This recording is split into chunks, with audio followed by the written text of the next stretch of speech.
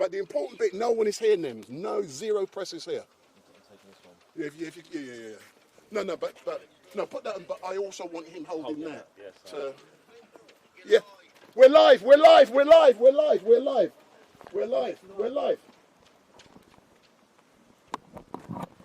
So good morning to all of you who are watching. We're currently coming to you live and direct from outside of Woodhill Prison, where Tommy Robinson has just been released. Tommy Robinson has just been released. I've just found out he's been released, and we got the call late last night so a microphone is currently being placed on Tommy. So a microphone, so you can hear Tommy in the background. Tommy is now walking out. Big up Tommy, yeah. So here's Tommy Robinson. So he's live on our X, yeah. That's good. Yeah, we're live on X. If you come here, Tom. So I look taller. Oh my God, you look great. What's this? What is this great hairstyle you've now got? I've had short back and side since year 8. Excellent stuff. So Tommy, it's so great to see you. You've been incarcerated in this horrible place since October. Can you tell me, first of all, how are you? How are you feeling, boss? I feel good. Unfortunately, in a country that doesn't believe in free speech, being a citizen journalist, this place is an occupational hazard. It's ridiculous. 16 years ago, when I first started speaking out against Islamic rape gangs that were plaguing this country, from that point on, I faced relentless attacks from the British state, wielding lawfare as a weapon in order to silence me. I have never been convicted by a jury. Every one of my convictions have been handed down to me by judges. The lucky thing with this, everyone got to see the film. I have to say a thank you to Elon Musk, because without X, if we didn't have X, everyone would just think I lied. No one would have got any other narrative. Fortunately, I think, 167 million people saw the truth. So that gagging order, these attempts at censorship, to silence, to cancel people, it hasn't worked. You've attempted to lock up the truth, and that truth has been echoed around the entire globe. It couldn't have been any more successful. I knew exactly what I was doing when I released that film. I knew I'd end up in there, and I also knew that it'd give them every opportunity to pull every trick they wanted to, from messing with visits, to messing with phone calls, to messing with food. I knew that. But I made the decision to release that film because the British public deserved to see the truth. For too long, since the start of my activism in 2009, police raids, court cases, I actually thought when I walked out of it this time, it would be the first time since 2009 that I haven't been awaiting trial or prison. And bang, I'm awaiting trial and prison on multiple cases again now. But I've watched from the start of my activism, first of all I saw Geert Wilders. Geert Wilders was targeted with hate speech laws and prosecutions. I've looked in America. This is the playbook that's played out across the entire globe. If we look in America, look what they've done to Steve Bannon. Look what they've done to Alex Jones, £1 billion. Donald Trump would face the rest of his life in prison if he did not win that election. Look now recently with Marie Le Pen. They've stopped her standing. Look at Katie Hopkins in our country. They took her home. They took her family home. Lawfare has been waged against anyone who has challenged the globalist narratives, challenged open border, challenged mass immigration, even challenged vaccines, any of it. They come at you from every angle. That's what I've experienced, but fortunately, if Elon Musk did not purchase X, I don't think that people understand the importance of it. If he didn't, you'd have been lied to about this entire case. If you go on my Wikipedia page and read all my previous convictions, this would have been another one where they'd have told you I lied. What did you see? If you're one of the people that watched that film, you might not have believed me before. You may have hated me based on a narrative spoon-fed to you by a media who want to tell you who we are. They want to tell you how to think. And I knew in that documentary, that painted a far bigger story than me. That was a story of any whistleblower, anyone. You've seen in my film how they silence people, NDAs, bullying, intimidation, scare tactics, and even attempts at prison. But one positive, even General Flynn, look what they've done to General Flynn in the United States. Everyone has faced it, but I'd like to take a positive rather than continue negatives. What is the positive? Did their gagging order work? Did it work? 167 million people saw that film. Do you know the moment I had? In the first week of January, because this could have gone the other way. I could have released that film, they could have managed to censor it, which they did off all other platforms. There's only X and Rumble. They're the only ones that they're not able to control. If Elon hadn't have bought it, no one would have seen that film. Everyone had been lied to him, but instead 167 million people saw the truth. You saw how they weaponised the judiciary. You saw the corruption, the blatant evidence of the corruption that no media, no journalists have spoke about. And then the Attorney General made it clear I was going to face continued prosecutions. I would have had indefinite prison sentences for a film as a journalist. But the best moment for me when I was in there was when I heard that Elon Musk had shared the Rape of Britain documentary. The Rape of Britain documentary series is the most important work I've done. They have attempted, before my activism in 2009, they'd successfully, for decades, covered it up. Who had covered it up? Politicians, police forces. In every constituency where those gangs had raped, they'd successfully managed to cover up. Now, the truth is out there. There is no amount of lawfare that can keep it hidden. Everyone knows what's happened. If you remember, Tommy, the last time I saw you was on the 6th of January when I visited this prison, and on that day, I was with someone else, and if you remember, Elon Musk had chucked Nigel Farage under the bus, and you were so elated and you were happy, and at that time, you was in segregation. Since then, people have moved into the same unit you were in. How has that affected you? So I haven't seen anyone who's moved into that unit. So when I come into this prison, there was they gave me 40 cells. So we keep hearing about prisons being full. When I landed, I had 16 cells, and then I was taken to, do you know what I've done? I've had the best opportunity. I've had 7 months of interviewing staff. I've been on the separation centre. That's where I was having my days. When you come and visited me, it was the first week of January, right? That's correct. I was elated because I knew that this had been successful, that the public had seen the truth, that they could be lied to no more, that more people around the entire world were talking about the rape of a generation of our daughters, which has been facilitated and accommodated by our government. So, yeah, I'm just... On the 5th of June, you will be appearing in Westminster Magistrates Court charged with an offence. And what do you have to say to all of those people who will be coming down on the day to support you? You saw how they politicised the courts and the judiciary against me, but what you saw last summer was Keir Starmer, and it's now been proven as lies.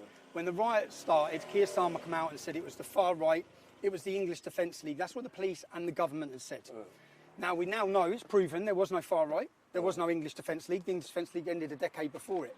But what the bigger picture is that the mainstream media act as a weapon of our state. So when Keir Starmer said that, journalists from the Daily Mail travelled to my family holiday, where I was with 3 or 4 other innocent families enjoying a break. They photographed my family. They ran a headline saying, instigating riots from his sunbed. Now, everyone knows I didn't instigate riots. There's no truth in that. But as the government was spreading one lie, the media stepped in to push that lie to the whole world. 10 million views that had.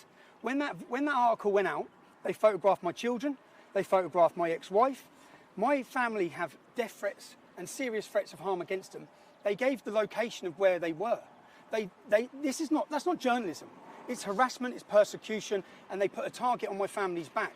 And at that time, when they were blaming the far right, everyone saw how the courts were weaponised over a 48-hour period, where angry British citizens, justified anger, because £15 billion has been spent housing men who have invaded this nation.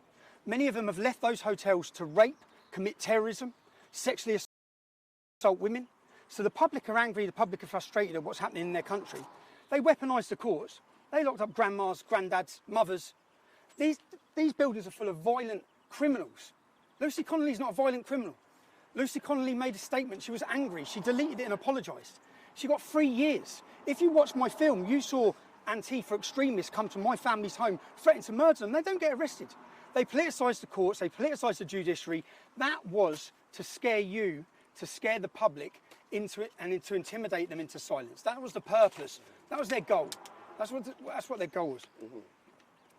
Have they been successful in doing that? I want to talk about the United Kingdom on the 13th of September. I've come out of here. There is a war being waged on Britain. and it's being waged by our leaders, and it's a war against free speech. Our weapon is free speech. They can't allow it, because if everyone can exercise their free speech, if we have platforms for free speech, we can highlight their abuses, we can highlight their corruption. On the 13th of September, we started organising United Kingdom rallies. I think the last one had over 100,000 people. We want to hold a free speech festival in London as a show of defiance. And at this free speech festival, it's going to be United Kingdom /MAGA/Mega. United Kingdom, because people, and I'm sorry in Scotland, I'm sorry Wales, I'm sorry Northern Ireland, it's going to be in our capital city again. It has to be. People are coming from every corner of the globe. Speakers from Australia, from Canada, from America, from Denmark, from Germany, from Holland, from Poland. We're not just uniting the kingdom, we're uniting the world. And London is going to be the centre for it. It's going to be a festival of free speech. It's going to be a day of celebration, to celebrate our weapon and to celebrate what they hate most, which is free speech. So if I can do 7 months in there for free speech, you can do a day in London, 13th of September. Book your travel, book your hotel, bring your families, bring your smiles, bring your flags. If anyone's been to the last ones, they're amazing days out. They're brilliant. So get yourself there.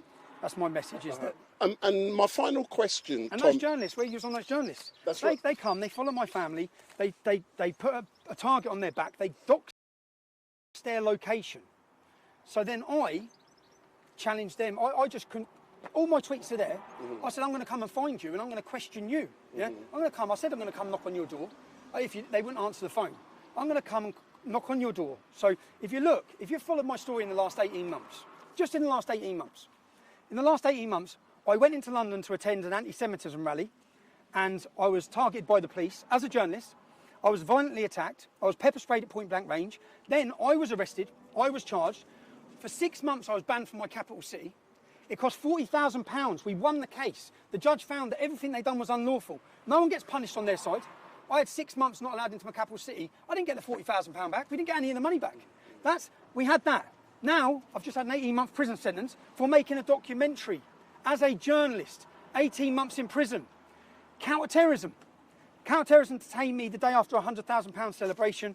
I was detained under counter-terrorism legislation, where they told me, we don't suspect you of any crime. We know you're not a terrorist, but we want access to your mobile phone. I refused to give them access to my mobile phone because as a journalist, where I believe in free press and a free country and free speech, I don't believe the state had the right to intrude on who my source of information are. So I was charged and prosecuted with counter-terrorism. Now, the reason that I have such a target on my back all comes back to the rape gang scandal. Who's the head of counter-terrorism? I think his name's Dukes. He was the same police officer who was in charge of the Rotherham scandal from 2006 to 2010. He was in charge of allowing Muslim men to rape their way through that town, raping all those girls. He's got dirty hands. So now he's in charge of counter-terrorism. So counter-terrorism legislation is used to prosecute me. I'm back on trial on the 13th of October facing prison for not giving them access to my phone. And now, on the 5th of June, I have to go to court, which they come in last week, the Metropolitan Police Force again, because I said I'm going to question some Daily Mail journalists. The Daily Mail journalists that lied saying I instigated riots, that gave the location of my family and showed the images of my family. For daring to say I want to question you, I now face a 10-year prison sentence for that. And Keir Starmer has the audacity to sit in the Oval Office and talk about free speech and lie about free speech to J.D. Vance and President Trump. There is no free speech. The best thing about this is everyone in every corner of the globe knows Britain is a total embarrassment. They are traitors to our forefathers who sacrificed everything for freedom, and they're taking it away, not from me. This isn't about silencing me. Every part of this is about stopping you. It's about censoring you. They don't want you to see the truth. They want to control you. They want to tell you how to think about me, how to think about everyone, everything. And what we saw with the United Kingdom rally, as people were massing their 100,000, and what you've seen with the recent election, is the public are awake. And the mass awakening has happened. It continues to happen. The more they target us, and to the establishment or the people making these decisions with these court cases, it's stressful, but you've given me another opportunity. When you come for me for this film, it had 200,000 views. It's now on 167 million. You're going to awaken more people, because all I'm going to do is piece together what you've done. Your lies, the attacks that the media have done, and the public are going to see it. So even if you send me to jail again, you don't control every social media anymore. You no longer have the monopoly. You used to attack us like this, and no one would be able to see the truth. No one would be able to watch these videos. Instead, now people are going to be able to see it, people can watch it. Again, I'm looking forward to September the 13th. I'm looking forward to getting back to my family. They know, I said, like, they know what locking someone up. I spent the entirety of that sentence on solitary confinement, against the advice of the medical teams in that prison, against the advice of independent medical teams that come in, against all of it. Do you know who's not on solitary confinement? Axel Rudakabana, not spent one day on solitary confinement. Salman Abdi's brother. Do you know when that attack happened in Franklin? There were 7 of them. Anjem Chowdhury was one of them, Salman Abdi, and 5 other jihadists. 3 officers. They chased the woman around the pool table, stabbing her, while shouting Allah Akbar. They then got moved from Franklin and put in here. They have the run. If you could see what's going on inside these prisons, it's terrifying. They control every prison in the country. The government don't know what to do. Do you know, I said thank yous. I thanked Elon Musk. I want to make sure there's so many people I need to personally thank. I want to thank the Petersons. I want to thank Tammy, who travelled to this jail but wasn't allowed in at the same time that they were cancelling all my visits. I've got so many personal thank yous to give out. I'll miss people and I'll forget people. Ezra Levant, I'm going to go see him now. Ezra has continuously had my back. I think everyone needs a friend like Ezra from Rebel Media. He's continually helped me. He's helped my family and been in contact. Do you know they cut any contact with Ezra? I wasn't allowed any contact with him in there because they probably knew that he was the one man that could have helped. And I believe I'd have been out of jail if I'd had direct contact with Ezra Levant. How were you treated by the staff? Because I'm just going to say one more thing now and I want to get off. I just want to get back to my I have to ask you about the new website that's launched today. FightTheMail.com. Is that launched? I don't know. So I'm going to court. Do you know what? As you asked me on that, hold that for a sec. This is what they just handed me, yeah? Let me show you what they just handed me. But the thing is, everyone can see this now. You can see it, yeah? This is, so they come in and give me more charges. This is just insane, yeah? So for those of you who are watching, please go on Google and type in FightTheMail.com. It is a new website that comes live today, and it is there to help and support Tommy in his fight for justice. So go on that website, click on it as soon as Tommy finishes, and... Right. This is the charges they've given me for putting me in there. £89,501. There's a £50,000 here, and then there's a list. These are what they're 375. It's just these are the bills, 1,000, because I have to pay all of their legal costs. All of their legal costs, 5,000. There's a 20,000. Do you know what it amounts to? It's fucking funny. £300,000. So there you go. So you're back in court. You're back in court. We're hitting you for £300,000 to send you to jail for a documentary that showed the British public the truth. I'll just end on this. I have 0 regrets. I'll do it all again tomorrow. I have absolutely 0 regrets because I believe the British public deserve to see the truth. They deserve to see exactly what the corruption of the establishment and the judiciary, and they deserve to know what's happening in their towns and cities with Islamic rape gangs. Do you know my next project as I come out of it? Do you know, I just filled out a form. Every 42 days, to hold you in isolation, there's a thing called the Mandela Rule. They're not allowed to hold you in solitary confinement for more than 14 days without government approval. So it went to the government. Shabina Mahmood, who's the Justice Secretary. And every 42 days, it goes back to the government and they have to authorise your continued segregation because it's factually, it's not like an opinion, it factually damages you. So every 42 days you have to fill out a form. So I filled out my forms every 42 days. And I said, this should be your last resort. This isn't your last resort. Criminals, I've done 3 times as long in there as I would have done as a criminal. Yeah? The Labour government fought to keep me in there. So I filled out this form and I said, this is detrimental to my mental health. This is torture. And the last form I filled out last week, I said, I'm out next week. Because I know it's going straight to Shabina Mahmood. It's going straight to the Labour Party. I said, I'm out next week and I'm excited. I'm excited about my next project. Everyone now knows that the gangs that have targeted our children across this country have been Muslim and they've been predominantly Pakistani. When we're looking at these problems, we need to look at the common denominator. What's the other common denominator with these gangs? In every constituency that they rate, it's Labour. Every single one of them. The question needs to be, who allowed it to happen? Why did they allow it to happen? Was it, these are questions, was it for votes? Did they allow the Muslim community to rape our community, to rape our daughters in every town and city, in their thousands and hundreds of thousands across this country, to keep their block vote? What was the reason? And I'm going to go to Rotherham, Rochdale, Oldham, Newcastle, other cities, and I'm going to go into those cities and look at what Labour's involvement was. We're going to ask those questions. If you're a Labour politician, you're a councillor, if you've got dirty hands and you covered it up, me and my cameraman will be doing our next documentary, working title, Labour's Islamic Rape Gangs. It's coming soon. And as I was filling out that form, I was picturing her face. I was picturing her, because I think that's why they stopped me coming out on Friday, probably. But as I was filling out, I thought, yeah, TikTok, we're getting back to work. I want to thank every single person that wrote me an email, that wrote me a letter, that supported Annie campaign by Ezra, that supported my family, that has maintained the support for Urban Scoop. My team are here. We still have a team. I have documentary after documentary already done in here, wrote out, ready to go. I want to take some time with my family. But again, the purpose of this lawfare, all of it, which now I'll be in court on the 5th of June, then I'll be in court, then I'll have trials. It's all financial terrorism. It's to tie you up, to keep you occupied and to drain you. I'm grateful to every one of you who support me so that I'm in a position to fight these cases, so that I'm in a position to legally battle them. And in the court of public opinion, we win every time. It doesn't matter, and it's part of, I think I've been put in this position continuously to help awaken the general public. And I think that I'd like to thank the Attorney General for his continued prosecutions, because you're helping me do my job massively. Yeah, Fight the Mail, innit? What is it? Fight the Mail what?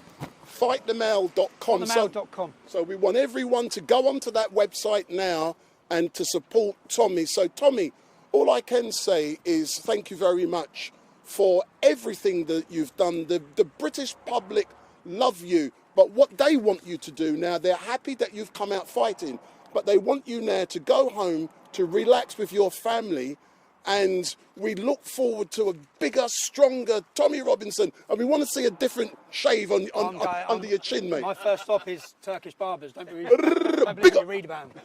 Turkish barbers. Get yourself to London, 13th of September. That's the most. Do you know what? I think we had I think we put the fear of God into them when they saw the way we united this country. When we united people from everywhere to come together. The 13th of September is going to be the biggest day. Make your plans. There's no excuses, okay? We're going to have a party atmosphere. We've got I've got people that I've looked up to that have inspired me coming and speaking at that event. True free speech activists from across the globe are coming. I'm going to go to the barbers. I'm going to go have a full English. I'm going to go join some time with my family and my children. So. Excellent, Tommy. Thank you very much. If I can nationware.co.uk. If I can get the microphone, sir, all I can say is thank you very much, and we look forward to engaging with you, sir. Thank you again, yeah. Just a thank you to everyone. You know, if the people who emailed me, do you know the moments I had in there? Just reading some of their stories, their letters, their birthday cards. I think I got over 20,000 birthday cards. And I sat there smiling, knowing that what they've tried to do hasn't worked. It's had the opposite effect. But I heard you were bringing out about 10 big bags of mail today. 25. Oh my God. 25, and I read every one of them, and it was beautiful for me to read. So thank you. If you took the time to email me, write a letter, support me, I'm incredibly grateful. Do you know my son played over the phone? So you know when people were speaking out, some influential people across the world, he was playing me their recordings. It was beautiful. It was great. Excellent stuff. Thank you very much, sir. We'll meet up soon. Thanks a lot. So that's Tommy Robinson. He's now making his way towards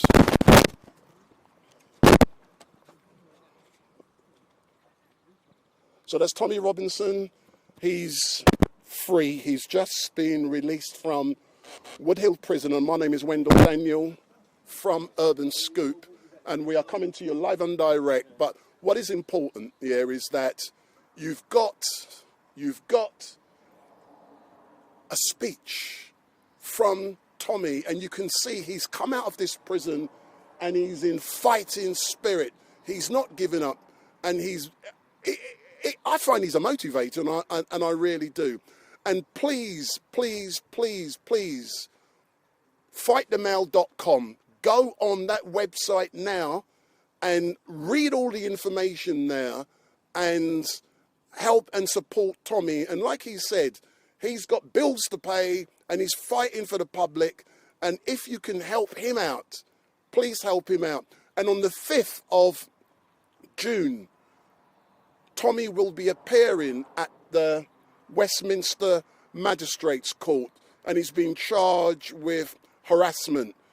And what we want you guys and girls to turn up at that, outside of that court, en masse in support of Tommy. When you do attend, please make sure you're there peacefully. Please make sure you're not drunk, you behave yourselves. And, you know, we want to show the world that we are the best. We behave ourselves. We're not criminals. We're not hooligans. We're not violent.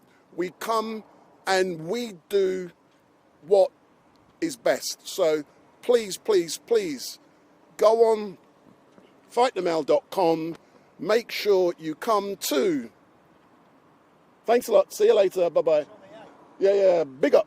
So make sure on the 5th of June, come to Westminster Magistrates Court and make sure you come there peacefully. Make sure that, big up. So that's Tommy just leaving behind me now. And what is important is that they're now going away to a secret location, and I'm not telling you where it is.